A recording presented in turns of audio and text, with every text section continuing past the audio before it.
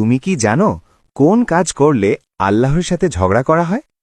হ্যাঁ, আমি জানি এবং আমি এই কাজ করা থেকে নিজেকে বিরত রাখি। আপনিও আপনার আশেপাশের মানুষকে এই কাজ করা থেকে বিরত রাখার জন্য ভিডিওটি শেয়ার করে অন্যকে জানার সুযোগ করে দিন।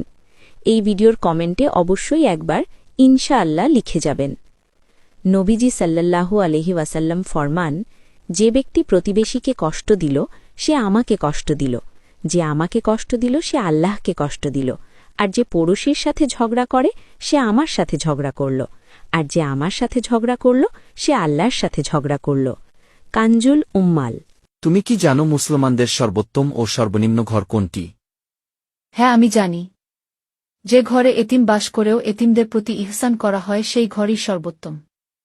আর যেই ঘরে এতিম বাস করে এবং তাহার প্রতি ইহসান করা হয় না সেই ঘরই সর্বনিকৃষ্ট, এবং যেই মজলিসে এতিম রয়েছে সেই মজলিসই সর্বোত্তম।